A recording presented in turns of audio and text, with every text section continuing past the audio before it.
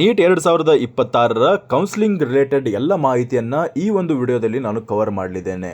ನಾನು ಕವರ್ ಮಾಡುವಂತಹ ಎಲ್ಲ ಮಾಹಿತಿಯನ್ನು ನಿನ್ನೆ ನೀವು ಪ್ರಸನ್ನ ಸರ್ ಅವರ ವಿಡಿಯೋನ ನೋಡಿದರೆ ಅದರಲ್ಲಿ ಎಲ್ಲ ಕವರ್ ಆಗಿರುತ್ತೆ. ನಾನು ಈ ಒಂದು ವಿಡಿಯೋದಲ್ಲಿ ಅವರು ಹೇಳಿರುವಂತಹ ಎಲ್ಲ ಮಾಹಿತಿಯನ್ನು ಸಾರಾಂಶದೊಂದಿಗೆ ನಿಮ್ಮ ಮುಂದೆ ಎಕ್ಸ್ಪ್ರೆಸ್ ಮಾಡಲಿದ್ದೇನೆ.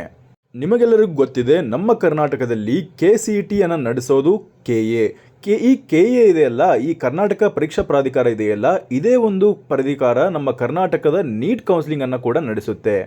ಅಷ್ಟೇ ಅಲ್ಲದೆ ನಾವೀಗ ಎಕ್ಸಾಮನ್ನು NTA ಕಂಡಕ್ಟ್ ಮಾಡಿರುವಂತಹ ನೀಟಲ್ಲಿ ಬರೆದು ಬಂದಿದ್ದೇವೆ. ನಾವೀಗ ಏನು ಮಾಡಬೇಕಂದ್ರೆ ಕರ್ನಾಟಕದಲ್ಲಿ KCETಯನ್ನು ಲಿಂಕ್ ಮಾಡ್ಕೊಳ್ಬೇಕು. ಅಂದರೆ ಈ KCETಗೆ ಅಪ್ಲಿಕೇಶನ್ ಫಾರ್ಮನ್ನು ನಾವು ಮುಂಚೆ ಹಾಕಿದ್ವಿ ಅಲ್ಲ, ಆ KCET ಅಪ್ಲಿಕೇಶನ್ ಫಾರ್ಮೊಂದಿಗೆ ನಾವು ನೀಟನ್ನು ಲಿಂಕ್ ಮಾಡ್ಕೊಳ್ಬೇಕು ಹೊರತು ನಾವು ಮತ್ತೊಮ್ಮೆ ರಿಜಿಸ್ಟ್ರೇಷನ್ ಮಾಡ್ಕೊಳ್ಳುವಂತಹ ನೆಸಸರಿ ಇರೋದಿಲ್ಲ. ಕೇವಲ ಒಂದು ಬಾರಿ ನೀವು ಇಲ್ಲಿ ಕರ್ನಾಟಕದಲ್ಲಿ KA ಅಂಡರಲ್ಲಿ ರಿಜಿಸ್ಟ್ರೇಷನ್ ಆಗಿಬಿಟ್ರೆ ಮತ್ತೆ ಇನ್ನೊಂದು ಬಾರಿ ರಿಜಿಸ್ಟ್ರೇಷನ್ ಆಗುವಂಥ ನೆಸಸರಿ ಇರೋದಿಲ್ಲ. ಆದರೆ ನೀವು ನೀಟ್ ಅಂಕಗಳನ್ನು ನಮ್ಮ ಕರ್ನಾಟಕದಲ್ಲಿ ರಿಜಿಸ್ಟ್ರೇಷನ್ ನಂಬರೊಂದಿಗೆ ನೀವು ಲಿಂಕ್ ಮಾಡ್ಕೊಳ್ಬೇಕಾಗುತ್ತೆ.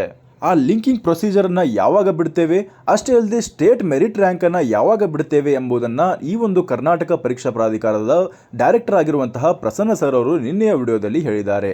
ಅದರ ಬಗ್ಗೆ ಪೂರ್ತಿ ಮಾಹಿತಿಯನ್ನು ಕೊಡಲಿದ್ದೇನೆ.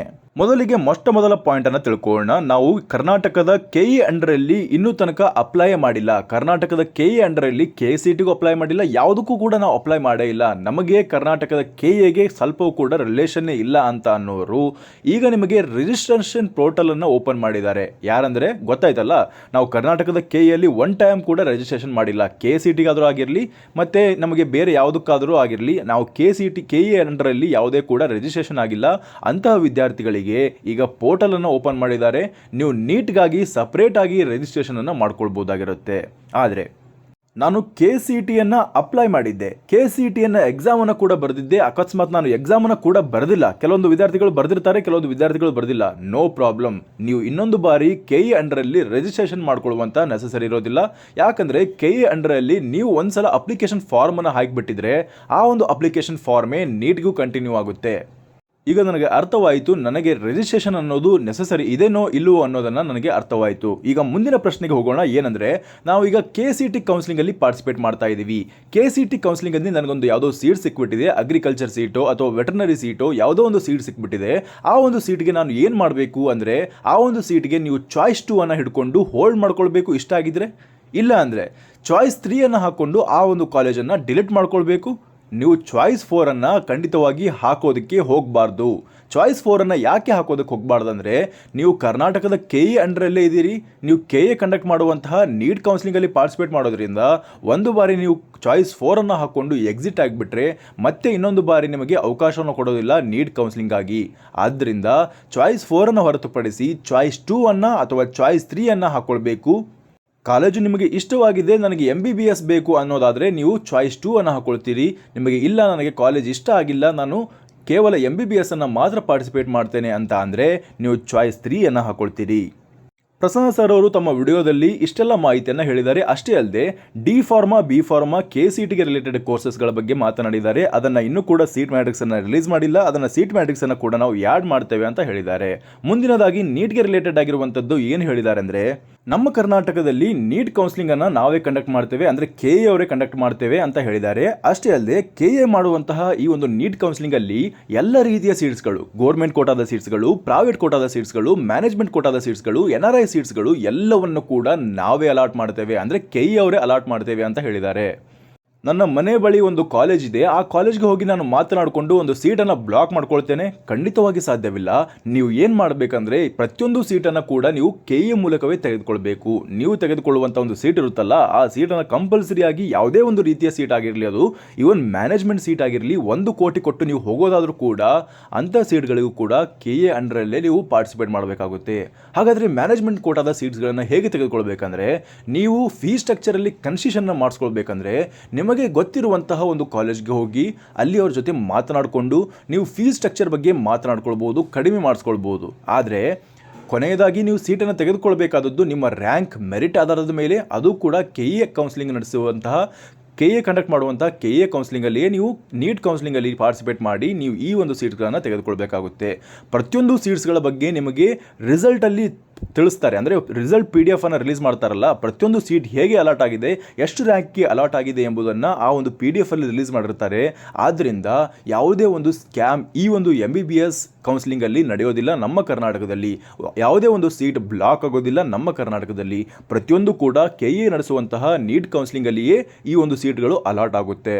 ಈಗ ಮುಂದಿನದಾಗಿ ನಿಮಗೆ ಸಪರೇಟ್ ಆಗಿರುವಂತಹ ರ್ಯಾಂಕನ್ನು ರಿಲೀಸ್ ಮಾಡ್ತಾರಾ? ಕರ್ನಾಟಕದಲ್ಲಿ ನಿಮಗೆ ಇನ್ನೊಂದು ರ್ಯಾಂಕನ್ನು ರಿಲೀಸ್ ಮಾಡ್ತಾರಾ? ನಮಗೀಗ ಆಲ್ ಇಂಡಿಯಾ ರ್ಯಾಂಕಿಂಗ್ ಬಂದಿದೆ, ನಮಗೆ ಕರ್ನಾಟಕದ ರ್ಯಾಂಕನ್ನು ರಿಲೀಸ್ ಮಾಡ್ತಾರಾ? ಖಂಡಿತವಾಗಿ ನಮ್ಮ ಕರ್ನಾಟಕದಲ್ಲಿ ಆ ರೀತಿ ಯಾವುದೇ ಒಂದು ರ್ಯಾಂಕನ್ನು ರಿಲೀಸ್ ಮಾಡೋದಿಲ್ಲ. ನಿಮಗೆ ಗೊತ್ತಿರಬೇಕು, ಯಾವ ಒಂದು ಸ್ಟೇಟಲ್ಲಿ ಕೂಡ ಆ ಒಂದು ಸ್ಟೇಟ್ನ ರ್ಯಾಂಕನ್ನು ರಿಲೀಸ್ ಮಾಡೋದಿಲ್ಲ. ಎಲ್ಲ ಸ್ಟೇಟಲ್ಲಿಯೂ ಕೂಡ ಆಲ್ ಇಂಡಿಯಾ ರ್ಯಾಂಕಿಂಗ್ ಬೇಸಿಸ್ ಮೇಲೆಯೇ ತಮ್ಮದೇ ಇರುವಂತಹ ಒಂದು ಸೀಟ್ ಮ್ಯಾಟ್ರಿಕ್ಸ್ ಮೇಲೆ ನಮ್ಮ ಕರ್ನಾಟಕದಲ್ಲಿರುವಂತಹ ವಿದ್ಯಾರ್ಥಿಗಳಿಗೆ ಆಲ್ ಇಂಡಿಯಾ ರ್ಯಾಂಕಿಂಗ್ ಬೇಸಿಸ್ ಮೇಲೆ ಅಲಾಟ್ಮೆಂಟ್ ಮಾಡ್ತಾರೆ ಹೊರತು ನಿಮಗೆ ಸಪರೇಟ್ ಆಗಿರುವಂತಹ ಕರ್ನಾಟಕ ರ್ಯಾಂಕಿಂಗ್ ಅನ್ನೋದು ಕೊಡೋದಿಲ್ಲ. ಯಾಕೆ ಅಂದರೆ ಈಗ ಬೇರೆ ಸ್ಟೇಟ್ನವರು ತಿಳ್ಕೊಳ್ತಾರೆ ನಮ್ಮ ಕರ್ನಾಟಕದಲ್ಲಿ ಎಷ್ಟು ರ್ಯಾಂಕಿಂಗಿಗೆ ಸೀಟ್ ಸಿಕ್ಕಿದೆ ಅನ್ನೋದು ತಿಳ್ಕೊಳ್ಬೇಕಂದ್ರೆ ಸ್ಟೇಟ್ ರ್ಯಾಂಕಿಂಗ್ ನೋಡಿದ್ರೆ ಅವರಿಗೆ ಅನಾಲಿಸಿಸ್ ಅನ್ನು ಮಾಡ್ಕೊಳ್ಳೋದಕ್ಕಾಗಲ್ಲ. ಅಷ್ಟೇ ಅಲ್ಲದೆ NMCಗೆ ನಾವು ಈ ಒಂದು ಡಾಟಾವನ್ನು ಕಳಿಸೋದ್ರಿಂದ NMCಗೆ ನಮ್ಮ ಕರ್ನಾಟಕದಲ್ಲಿ ಎಷ್ಟು ಕಟ್ ಆಫ್ ನಿಂತಿದೆ ಎಂಬುದನ್ನು ತಿಳಿಸೋದ್ರಿಂದ ನಾವು ಆಲ್ ಇಂಡಿಯಾ ರ್ಯಾಂಕಿಂಗಲ್ಲೇ ಅಲಾಟ್ಮೆಂಟ್ ಮಾಡಬೇಕಾಗುತ್ತೆ.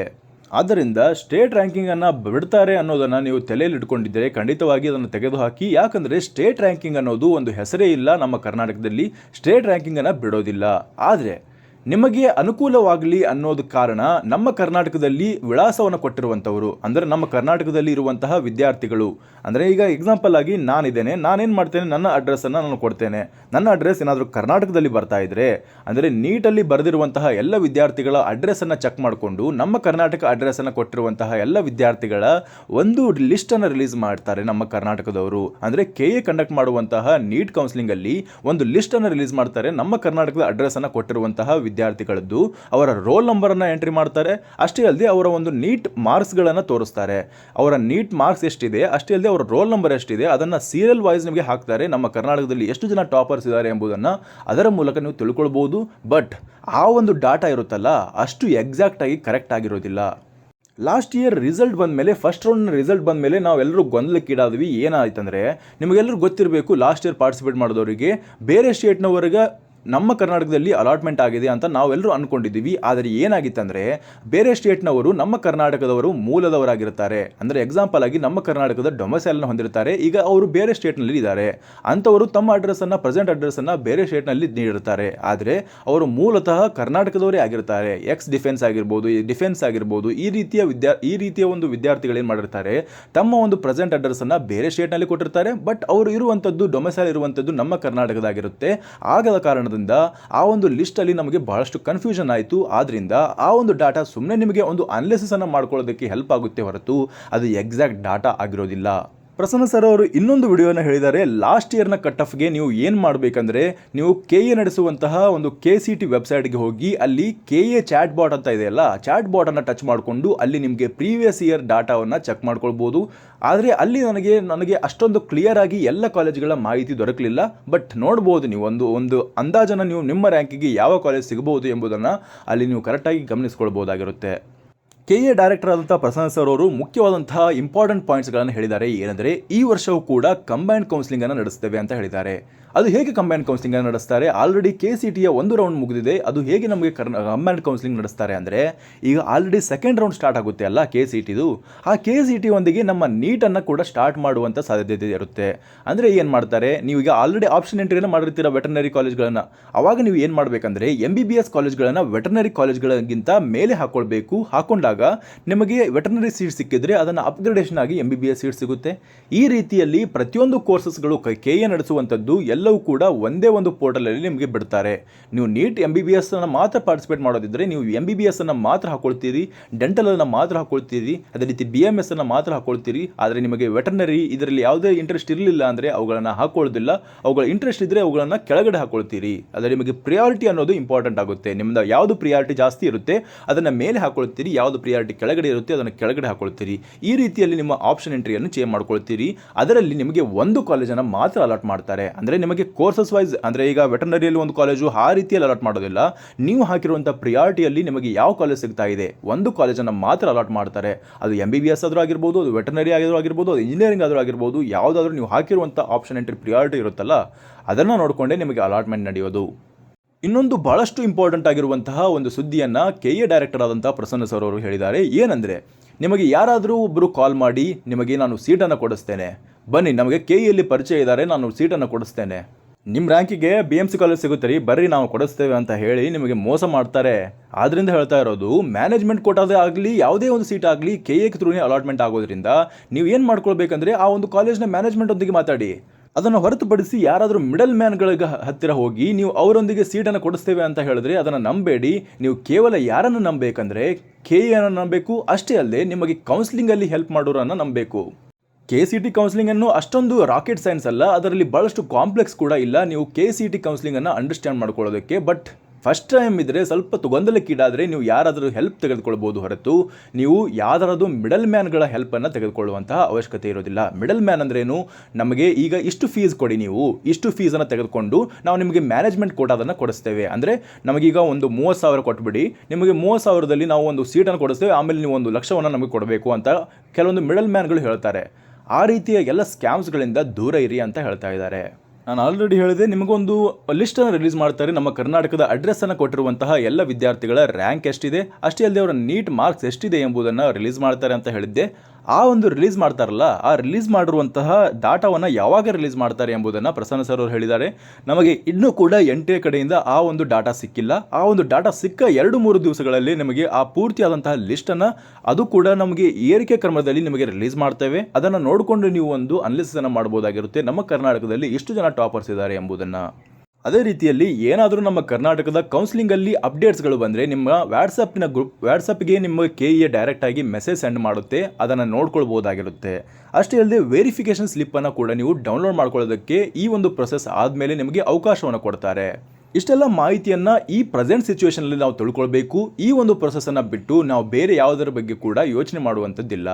ಈ ಪ್ರೊಸೆಸನ್ನು ಕರೆಕ್ಟಾಗಿ ತಿಳ್ಕೊಂಡು ಈಗ ನೆಕ್ಸ್ಟ್ ಪ್ರೊಸೆಸ್ ಏನು ಮಾಡಬೇಕು ಎಂದರೆ ನೀವು KCET ಮತ್ತು ನೀಟನ್ನು ಲಿಂಕ್ ಮಾಡ್ಕೊಳ್ಳೋದು ಹೊರತು ಬೇರೆ ಯಾವ ಕೆಲಸವನ್ನು ಮಾಡಿಕೊಳ್ಳುವಂಥ ನೆಸಸರಿ ಇರೋದಿಲ್ಲ. ಯಾಕಂದರೆ ನಾವು ಆಲ್ರೆಡಿ KCET ಅಪ್ಲಿಕೇಶನ್ ಫಾರ್ಮನ್ನು ಹಾಕಿದ್ದೇವೆ, ಆದ್ದರಿಂದ ನಮಗೆ ಯಾವುದೇ ಒಂದು ತೊಂದರೆ ಇಲ್ಲ. ಇದಿಷ್ಟಾಗಿತ್ತು ಈವರೆಗಿನ ಮಾಹಿತಿ. ಈ ಮಾಹಿತಿ ನಿಮಗೆ ಇಷ್ಟವಾಗಿದ್ದರೆ ಚಾನಲ್ನ ಸಬ್ಸ್ಕ್ರೈಬ್ ಮಾಡಿಕೊಳ್ಳಿ, ಹಾಗೆ ನಿಮ್ಮ ಫ್ರೆಂಡ್ಸ್ಗಳಿಗೂ ಈ ವಿಷಯವನ್ನು ಶೇರ್ ಮಾಡಿ. ಧನ್ಯವಾದಗಳು.